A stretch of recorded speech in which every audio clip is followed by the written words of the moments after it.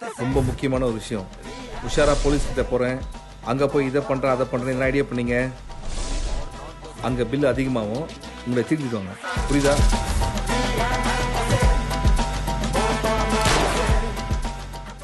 Holidays-nale, adu namma GT Holidays da. GT Holidays, South India's #1 travel brand. You know you are special when you're with GT Holidays.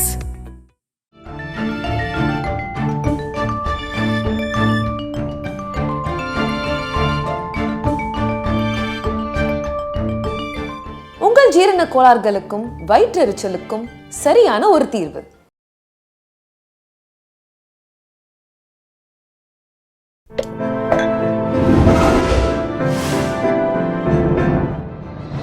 Sai with Chitra. அப்பா lease நடத்திட்டு இருந்தாரா Newton ஸ்டுடியோவை? Newton studio ஆக்சுவலாக லீஸை தான் எடுத்தார். ஏன்னா அது வந்து அப்போ லேபர்ஸ் எல்லாம் என்ன செஞ்சாங்க, ஃபாதருக்கு அந்த ஸ்டுடியோவில் தான் ஒர்க் முதல் சினிமாவுக்கு நுழைஞ்ச ஸ்டுடியோ. அந்த ஸ்டுடியோ மூடி இருக்குதுன்னா அங்கே இருக்க டெக்னீஷியன்ஸ்லாம் வந்து ஸ்டுடியோ ஓனர்லாம் வந்து நம்ம நீங்கள் எடுத்துங்க லீஸுன்னு ஃபாதர் அதை எடுத்துகிட்டு வெங்கடேஸ்வராஸ் யூனிட்டோன்னு போட்டு நியூட்டன் ஸ்டுடியோ பேரை வந்து வெங்கடேஸ்வராஸ் யூனிட்டோன்னு வச்சுருங்க. அதுக்கப்புறம் கொஞ்சம் கொஞ்சமாக அங்கே இருக்க ஷேரு, பாகவதர் ஷேரு, அவங்க ஃபேமிலி கஷ்டப்படுறாங்க, அந்த ஷேரெல்லாம் வாங்க ஆரம்பித்தார்.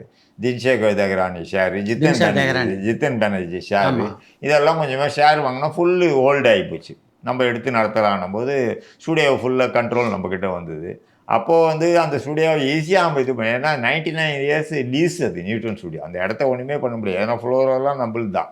பட் அவங்க திடீர்னு ஃபாதர்கிட்ட வந்து சின்ன வயசுலேருந்தே அவருக்கு அந்த பவன்ஸ் மேலே ரொம்ப இது, இந்த பவன்ஸ் ஜர்னல்னு ஒன்று வரும் அந்த காலத்தில், இங்கிலீஷில் ஒரு புக்கு, அதில் வந்து ஃபாதருக்கு அப்பயே வாங்கி அது படிப்பார். இவங்க பாரத வித்யா பவன் கரெக்டாக என்ன செஞ்சுட்டாங்க, ஃபாதர்கிட்ட நாங்கள் ஸ்கூலாக இதுக்கு பண்ணலான்னு இருக்கிறோம், இந்த ஓனர் கொடுத்தா அவங்க சொல்கிறாரு ஸ்டுடியோவை காலி பண்ண மாட்டேன்றாங்கன்னு. அவங்க வந்து ஃபாதரை பார்த்தாங்க.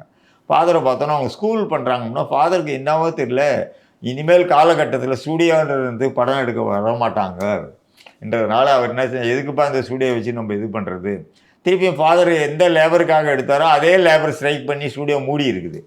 ஃபாதர் பீரியடில் மூடிதும்போது அவர் கொஞ்சம் வெக்ஸ் ஆகிவிட்டார். சில நேரம் சொல்லி முடிஞ்ச உடனே இந்த லேபருக்காக நம்ம எடுத்தால் கடைசி எந்த லேபர் நம்மளுக்கு அகேன்ஸ்ட் ஆகுது. அப்போ ஸ்கூலுக்குன்றாங்க, இனிமேல் காலகட்டத்தில் ஸ்டுடியோலாம் வச்சு நடக்காதுப்பா, இந்த ஸ்கூலுக்குன்றான், நம்ம இந்த ஸ்கூலுக்காக நம்ம இது பண்ணிவிடுவோம், கொடுத்துருவோம் சொல்லி இந்த ஃப்ரீக்கு அப்படியே இது பண்ணி கொடுத்துட்டார்.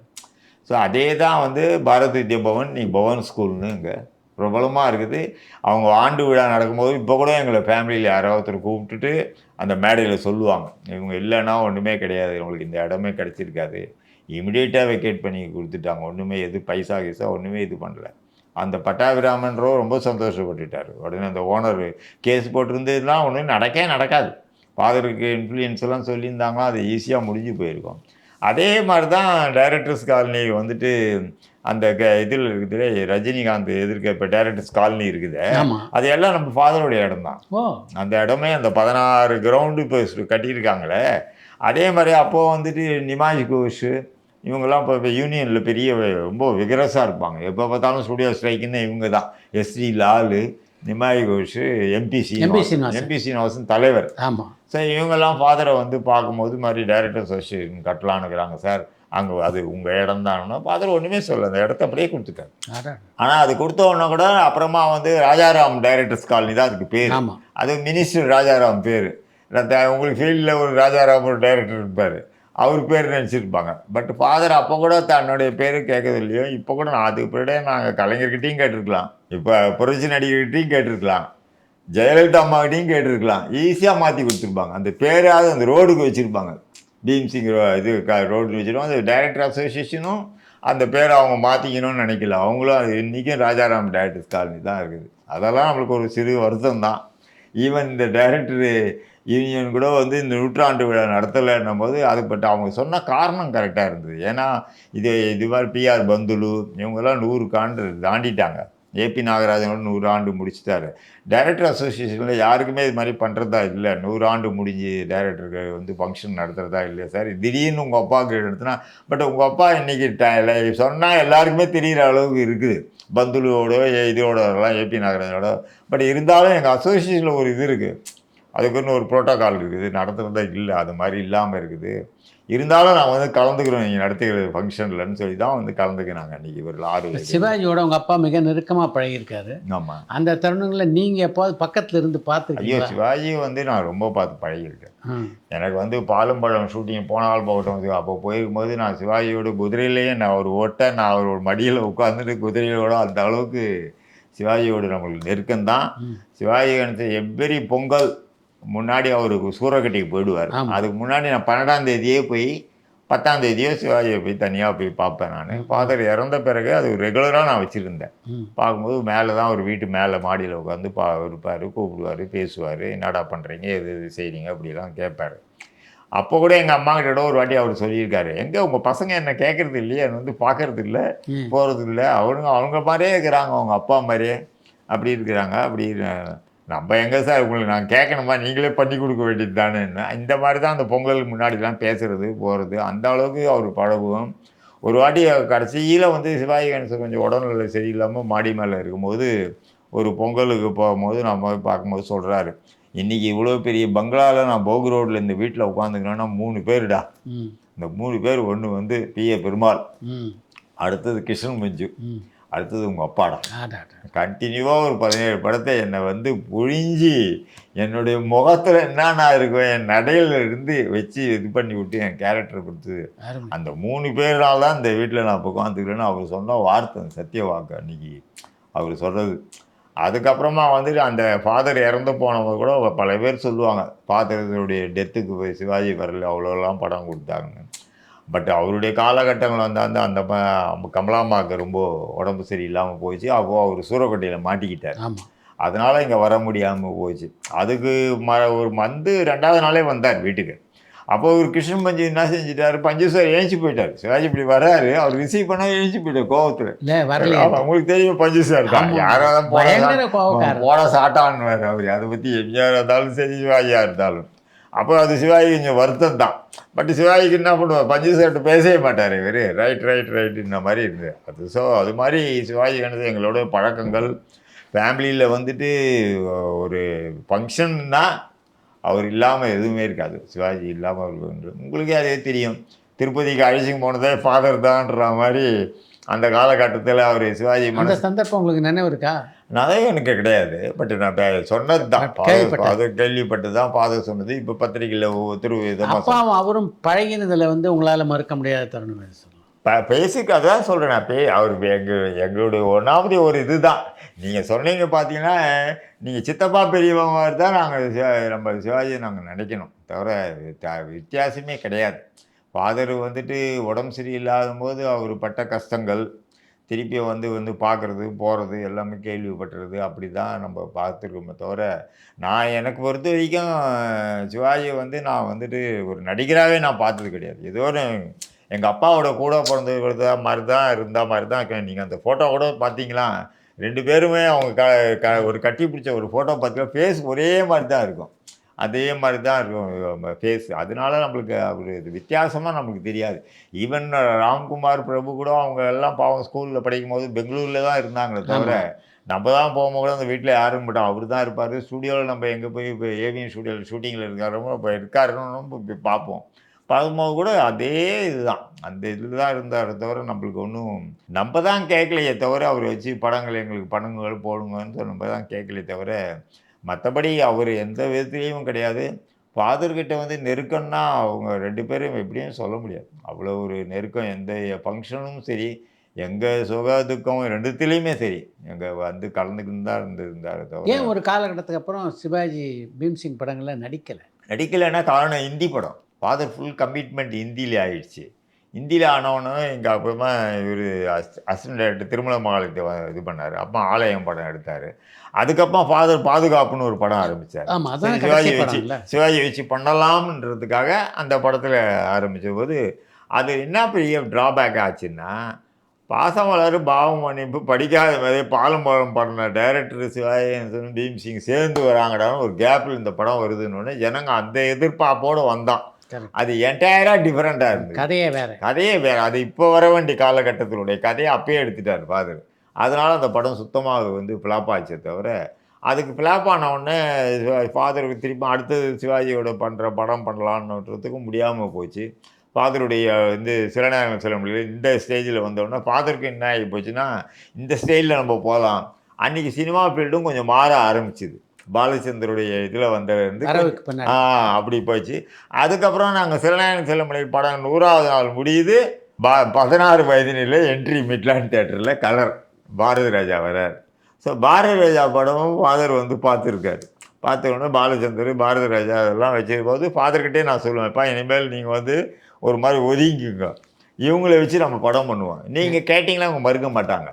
பாரதி ராஜாவோ இல்லை வந்துட்டு இருக்கும்போது பாலச்சந்தரும் நிச்சயமாக பண்ணுவாங்கப்பா, இப்படி நம்ம படம் இந்த ஸ்டைலில் மாற்றிக்கலாம்ன்ற போது அதே காலகட்டத்தில் அவருக்கும் சிவாஜிக்கும் கொஞ்சம் கொஞ்சமாக அவருக்கும் உடம்பு மற்ற விஷயங்கள் இப்படி அவரும் வந்து ஃபாதர் ரோல் பண்ண அளவுக்கு அவரும் ஆகிட்டார்.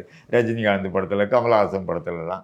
ஸோ இந்த இது 2 பேருக்குமே அந்த இது வந்தது. இவர் சீக்கிரமாக போயிட்டார். அவரு கொஞ்ச நாள் தான், அவரும் ரொம்ப நாள் இல்லையா பாவம். சிவாஜி வந்து அவருக்கும் சீக்கிரமாக அவருடைய இது இறுதி முடிவும் வந்துருச்சு. ஸோ இந்த இதில் தான் பிரிஞ்சுது. அதனால தான் பீம்சிங் படங்களில் அதிகமாக நடித்த இன்னொரு கதாநாயகன் ஜெமினி கணேசன். ஆமாம், ஜெமினி கணேசனுக்கு அப்பாவுக்கு ஜெமினி கணேசன் ரொம்ப ஃபாதர் மேலே ரொம்ப இதுதான். எங்கேயாவது ஆழ்வார்பேட்டில் அப்படி போகிறாருனால டக்குன்னு உள்ளுக்குள்ள வருவார். வரும்போது பார்த்தீங்கன்னா அதே ஸ்டைல் வந்து உள்ள அப்படியே வருவார். வீட்டுக்குள்ளே வந்து பேசுவார். கிட்டத்தட்ட அதே ஸ்பீடு. உங்களுக்கு ஜெமினி கணேசனை பற்றி நல்லா தெரியும். ஃபாதருடைய அந்த ஒரு எஜுகேட்டட் அந்த ஒரு பர்சன் எப்படி இருப்பாங்களோ அதே இதுதான். அந்த இதில் தான் காலகட்டத்தில் தான் அவருடைய இன்னும் நீங்கள் பார்த்தீங்கன்னா அந்த இந்த சுகுமாரி அம்மா விஷயத்தில் கல்யாணம் மேரேஜ் பண்ணும்போது கூட அப்போ ஒரு பெரிய ப்ராப்ளம் இருந்தது. இண்டஸ்ட்ரியில் வந்து பண்ணார். ஃபாதருக்கு இவ்வளோ 6-8 பசங்க இருக்கிறாங்க, இவர் போய் இந்த சமயத்தில் பண்ணிட்டாரு, இதை விட்டுட்டு போய் இந்த குடும்பத்தை விட்டு போயிடுவாருன்னும் போது அப்போ ஜெமினி கணேசன் சொன்னவர் தான் அந்த அப்போ சொன்னாராம். That is different matter. இப்போ நவ் இஸ் அவர் ஃப்ரெண்டு ஒய்ஃப் சுகுமாரி.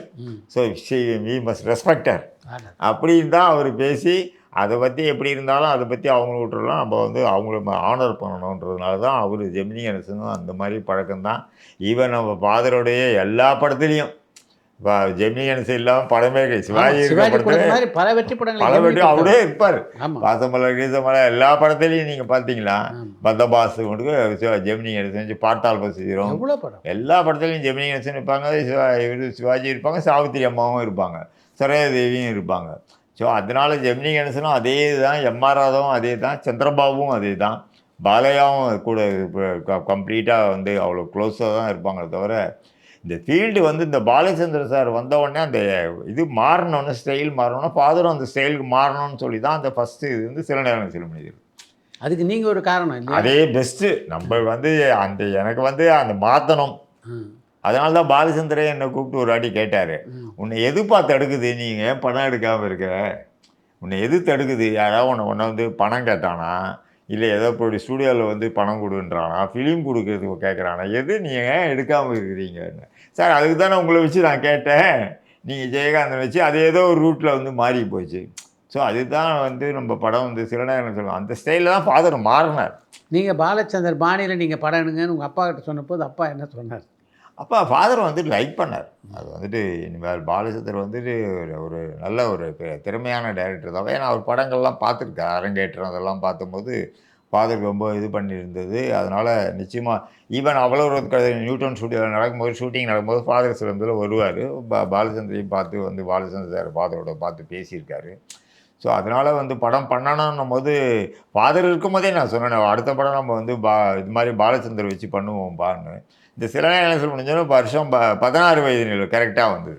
16 வயதில் வந்தோடனே தான் அந்த பீரியடு மாற ஆரம்பிச்சிது கம்ப்ளீட்டாக ஃபுல்லாக டோட்டலாக. அது பாரதி ராஜா ஸ்டைலில் வந்து மாறி போச்சு கம்ப்ளீட்டாக. வந்து யார் வேணாலும் நடிகர் ஆகலாம், யார் வேணாலும் பெருசாக அதுக்கு ஒரு ஹீரோக்கின்றது ஒரு இது கிடையாது, ஸ்டாண்டர்ட் கிடையாது, நடிக்கலான்ற மாதிரி தான். அதனால தான் நம்ம அசோக் ராஜன்லாம் படத்தில் நடிக்கிறது, இளவரசன் நடிக்கிறது அப்படி வந்துருச்சு. ஏன் நீங்களே நடிக்க ஆரம்பிச்சிட்டிங்களே, அதனால மனோபாலா இவங்கெல்லாம் ஒவ்வொரு இதில் வந்துட்டாங்க பாருங்க. சில நேரங்கள் சில மனிதர்கள் படத்தில் லக்ஷ்மி எப்படி தேர்வு செய்யப்பட்டாங்க? லக்ஷ்மியை பொறுத்த வரைக்கும் நான் ஓப்பனாகவே சொல்லுவேன், தொந்தரவு தான் எங்களுக்கு அந்த படத்தில். ஏன்னா இவருக்கு அந்த அம்மா இப்போ பிஸி. நாங்கள் வந்து செலெக்ஷன் அவங்க வந்து ஜெயகாந்த் தான். ஜெயகாந்த் தான் லக்ஷ்மி. ஃபாதர் வந்து செலெக்ஷன் பண்ணது ஜெயலலிதா. நான் தான் ஜெயலலிதா கிட்ட எடுத்து போய் சில நேரங்கள் செல்ல முடியல புக்கை வந்து போயஸ் கார்டனில் கொடுக்க போகிறேன். ஃபாதர் ஃபோன் பண்ணி என் பையன் வருவான், அவன் தான் எடுக்கணும்னு ஆசைப்பட்றான். அப்போ ஜெயலலிதா மாதிரி ஐயோ சில எனக்கும் ரொம்ப சந்தோஷம் சார், அந்த கேரக்டரை எனக்கு நடிக்கணும் ரொம்ப இதுன்னு. சரிப்பா நீ போய் கொடுத்துருப்பான்னா ஈவினிங் ஒரு 6 மணிக்கு வர சொன்னாங்க அந்தப்பா. ஈவினிங் அவங்க வீட்டுக்கு போனேன். எனக்கு அதே மாதிரி உட்கார வச்சு ரிசப்ஷனில் நானும் ஜெயலலிதாவும் ஒரு 1.5 மணி நேரம் 2 மணி நேரம் பேசி அந்த கதையை பற்றி நாவலை பற்றி ரொம்ப நேரம் பேசிட்டு அந்த புக்கை கொடுத்துட்டு வரேன். ஜெயகாந்தன் வந்து என்ன சொல்கிறார், லட்சுமி தான் போடணும், அது வந்து பிராமணிக்கல் ரோல், லட்சுமி வந்து அப்படியே இருப்பான், அவன் நடிக்கலாம் வேணும் எக்ஸ்ட்ரா. ஜெயலலிதாவும் பிராமின் தானே அப்படி பார்த்தா? இல்லை இருந்தாலும் வந்து ஜெயலலிதா வந்து ஒரு பொம்மை, லட்சுமி அப்படி இல்லை, அவள் வந்து நடிப்பு. அதனால வந்து ஜெயலலிதாவோட இவ தான் பெஸ்ட்டு. ஜெயலலிதா வந்து பார்க்கறதுக்கு கொஞ்சம் ஒரு லுக்கு கூட ஒரு இது மாதிரி இருக்கும், ஒரு பார்க்குறது ஒரு வித்தியாசமாக இருக்கும். அதனால வேண்டாம். ஃபாதருடைய செலெக்ஷன் வந்து ஜெயலலிதா முத்துராமன், ஸ்ரீகாந்த் கிடையாது. ஸ்ரீகாந்த் ஜெயலட்சுமியும் ஜெயகாந்தன். ஃபாதர் சொன்னார் சரிப்பா அவர் சொல்லிட்டு தான் இருக்கும் கரெக்டாக இருக்கும். ஏன்னா ஒரு ரைட்டர் தன்னுடைய கற்பனையில் அந்த கேரக்டர் வச்சுக்கும்போது இந்த சினிமா ஃபீல்டில் ஒரு நடிகர் அந்த ஆள் செலக்ட் பண்ணி சொல்கிறான். ஸோ அது நம்மளுக்கு கரெக்டாக இருக்கும். நம்ம இப்போ டிஃப்ரெண்ட்டான இதுலேருந்து நான் அதுக்கு போகிறேன், அவன் அந்த ஸ்டைலுக்கு போகிறேன். அப்போ அந்த இதுலேயே நம்ம பார்த்துருவோம், அதையும் எடுத்துருவோம்னு சொல்லி தான் லக்ஷ்மியை வந்து இது பண்ணும்போது ஜெயலலிதா கிட்ட அப்புறம் ஃபாதர் ஃபோன் பண்ணி சொன்னோன்னே சரி பரவாயில்ல சார்னு சொல்லி அந்த அம்மா வந்து இது மாதிரி ஜெயகாந்தன் வந்து இது மாதிரி இது பண்ணுறாரு, லக்ஷ்மி இருந்தார் நல்லாயிருக்கும். சரி ஓகே சார். ஏன்னா ஜெயகாந்தன் திருப்பி நாங்கள் ஜெயலலிதாவை போட்டு இது வேறு திருப்பி இது ஜெயகாந்தன் பெரிய தொல்லையாகிட போகுதுன்னு சொல்லும் போது ஈவன் லக்ஷ்மியை போட்டிருந்தோம் கூட ஜெயகாந்தன் வந்து செட்டுக்கு வந்து இருக்கிறாருன்னும் போதே அவங்க லக்ஷ்மி அவங்களுக்கு நர்வஸ் ஆகிடுவாங்க.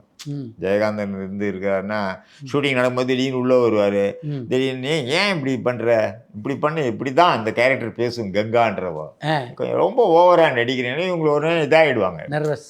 அப்போ ஃபாதர் பார்த்தார் கொஞ்சம், அப்போ ஜெயகாந்தன் சொல்லிட்டார் பாய் நீங்கள் வந்தீங்களா ஃப்ளோருக்கு வெளியே உட்காந்துக்குங்க, உள்ளே வராதிங்க, ஆர்டிஸ்ட் பண்ணுவாங்க, உங்களுக்கு கடைசியில் படத்தில் பாருங்கள் எப்படி இருக்குன்ற மாதிரி. அவரும் ஜெயகாந்தன் யோசிச்சார், சரி நல்லதாக போச்சுடாப்பா நம்ம ஒன்றும் போக வேண்டியதில்லை, உள்ளே இருந்தும் வராமல் இருந்துட்டார். அப்படி தான் இருந்தது. பட் லக்ஷ்மி ரொம்ப பிஸியாக இருந்தாங்க. அதனால் எங்களுக்கு காலையில் தான் 7லேருந்து 9 மணிக்கு வரைக்கும் தான் எங்கள் ஷூட்டிங்கே வருவாங்க. அவ்வளோதான், அந்த 2 மணி நேரம் தான். பட் ஃபுல் டே உங்களுக்கு தெரியும், ஃபுல் டே காலேஜ் நம்ம எல்லாருக்கும் கொடுத்தாகணும், அவுடோருக்கு அவனுக்கு எல்லாமே பேட்டா கொடுத்தாகணும். பட் அப்படி தான் அந்த 2 மணி நேரம் எடுத்தது தான். அதுக்கு மேலே ஸ்ரீகாந்தும் வந்து ஃபுல் பிஸி வேறு. ஸ்ரீகாந்தும் அந்த இதில் இருந்து அதுக்கப்புறம் அந்த சில நேரங்கள் கஷ்டப்பட்டாலும் அடுத்தது ஒரு நடிகை நாடகம் பார்க்குறாரு, திருப்பி அவங்களே ஸ்ரீகாந்த் லட்சுமி தான். அப்போ அவங்க அட்ஜஸ்ட் ஆகிட்டாங்க. ஏன்னா ஜெயகாந்தன் கதை இது இப்படி தான் இருக்கும். அப்போது ஸ்ரீகாந்தும் லட்சுமியும் சொல்கிறாங்க இதுக்கெல்லாம் நீங்கள் அவார்டு வாங்க, அவார்டும் கிடைக்காது ஒன்றும் கிடைக்காது. ஏன்னா ஜெயகாந்தன் படம்னா எவனுமே கொடுக்க மாட்டான், மத்திய அரசும் கொடுக்காது, மாநில அரசும் கொடுக்காது. எனக்கு உங்களுக்கு அது கடைசியில் அப்படியே மாறி போய் இது லட்சுமிக்கு வந்து ஊர்வசி அவார்டு கிடச்சிது. பாலச்சந்தர் சார் அப்போ பேட்டியே கொடுத்தாரு, ஏன் வந்து சில மனிதர்கள் வந்து சிறந்த படம் நீங்கள் கொடுக்கல, சிறந்த டைரக்டர் ஏன் கொடுக்கல, சிறந்த எடிட்டிங் கொடுக்கலன்னு சொல்லி பேசும் படத்தில் பேட்டியே கொடுத்துருந்தார் பாலச்சந்தர். இந்த அவ்வளோ சில மனிதர்களுக்காக ரொம்ப போராடினவர் பாலச்சந்தர் தான். மத்திய அரசை எதிர்த்தே பேட்டி கொடுத்தாரு. நீங்கள் வந்து சில நேரம் ஒரு படம் ஒன்றுமாயா, உங்களுக்கு தெரியும் பாலச்சந்தர் எப்படி பேசுவார், அதுக்கு மேலே மீற படம் என்ன ஆகுதியா, இப்படி ஏன் நீங்கள் கொடுக்கல, அதுக்கு என்ன ஒரு ஊர்வசி அவார்டு ஒண்டி கொடுத்தீங்கன்னு அப்படி பேட்டி கொடுத்ததுனால ஃபாதருக்கு அந்த இதெல்லாம் வந்து பாலச்சந்தர் இது மாதிரி இது பண்ணி பேசுகிறாரு, அது பண்ணுறதுனால அவர் மேலே ஒரு தனி ஒரு இதுவே வந்தது. முழு படத்தையும் பார்த்துட்டு ஜெயகாந்த் என்ன சொன்னார், சில நேரங்கள் நாவலே இந்த படமாக இருக்குது. இந்த 400 பக்கம் நாவல் ஒரு சாதாரண ஒரு 13,000 அடியில் எல்லாமே இருக்கிற மாதிரியே இருக்குது நாவல். அதனால தான் அதே ரிசல்ட்டு தான் படம் ரிலீஸ் ஆகும்போது கூட படம் மக்களும் சொன்னது, நாவல் படித்தோம் எல்லாருமே வந்து அந்த நாவல் என்ன ஆகுதோ அதுதான் சினிமாவில் இருக்கிறது தான் நாவல்ன்றது தான். அதனுடைய அசந்து போயிட்டார் ஜெயகாந்தன். வந்துட்டு இப்படி ஒரு டைரக்டர் நம்ம பார்த்தலன்னு ஜெயகாந்தன் என்ன சொன்னார், ஃபாதர் இறந்த பிறகு அந்த இதில் எனக்கு தான் பேர் இழைப்பு, இல்லாட்டா என்னுடைய படைப்புகள் எல்லாமே வந்து ஃபாதர் எடுத்திருப்பார் சினிமா. ஏன்னா அது ஈவன் வந்து நடிகை நாடகம் பார்க்குறவங்க ஃபாதர் இருந்திருந்தாரா அது சக்ஸஸ் தான் ஆகிருக்கும். ஏன்னா அதில் லேக் ஆஃப் எடிட்டிங்கு தான் வந்து லேக் ஆகிடுச்சே தவிர அது எப்படி ப்ரெசன்ட் பண்ணுறது ரிப்பீட்டேஷனே ஆகிப்போச்சு. அதுக்கப்புறம் இல்லாட்டா அவர் ஃபீல் பண்ண மாதிரியே ஃபாதர் இருந்திருந்தாருன்னா ஜெயகாந்தனுடைய ஃபுல் படையும் வந்திருக்கும். நானும் விட்டுருக்க மாட்டேன், ஃபுல்லாக வந்துட்டு ஜெயகாந்தனுடைய டைப்பில் எடுக்கணும்னு சொல்லி தான் இருக்குது. அப்பாவுடைய படங்களில் பல படங்களில் நடித்தவர் நாகேஷ். ஃபாதருக்கு ஒன்று என்னன்னா ஒரு வேளை அந்த காமெடி சென்ஸ் ஓவர் ஜாஸ்திக்கு ஃபாதருக்கு. அது ஒரு வேளை என்எஸ் கிருஷ்ணன்கிட்ட முதல்ல ஒரு அசிஸ்டன்ட் டைரக்டராக பண்ணதுனால அவருக்கு அந்த எப்போயுமே படத்தில் அவருடைய ஃபாதர் படத்தில் எல்லாமே நீங்கள் பாருங்கள் அந்த சாது மிரண்டால் தான் வந்து நாகேஷை ஹீரோவாக போட்டே எடுத்தார். ஏன்னா நாகேஷ் கிட்ட அவ்வளோ டேலண்ட் இருக்குதுன்னு சொல்லி தான் அந்த படத்தை வந்து உசிரை சோமநாதன் கதை எழுதியிருந்தாலும் வீரப்பன் கதையாக இருந்தால் கூட ஃபாதர் வந்து சாது மிரண்டால் வந்து நம்ம நாகேஷை வச்சு எடுப்போம்னு சொல்லி தான் நாகேஷும் வந்து அப்பாவோட பல படங்களில் இணைந்து பணியாற்றியவர்கள்னு பார்த்தா ஒரு பக்கம் விஸ்வநாத ராமூர்த்தி, இன்னொரு பக்கம் கவிஞர் கண்ணதாசன். கண்ணதாசன் வந்து நான் சொல்லணும்னா அவர்கிட்ட நான் பழகினதெல்லாம் அது பெரிய ஒரு பாக்கியமாக தான் நினைக்கிறேன். இந்த என்னுடைய சின்ன வயசுலேயும் அந்த இதில் கண்ணதாசன் வந்து பரபரப்பான சினிமா செய்திகள், நட்சத்திரங்களின் பேட்டிகள், சினிமா வரலாறு ஆகியவற்றை பார்க்கவும் படிக்கவும் உங்களுக்கான இணையதளம் tourantalkies.co.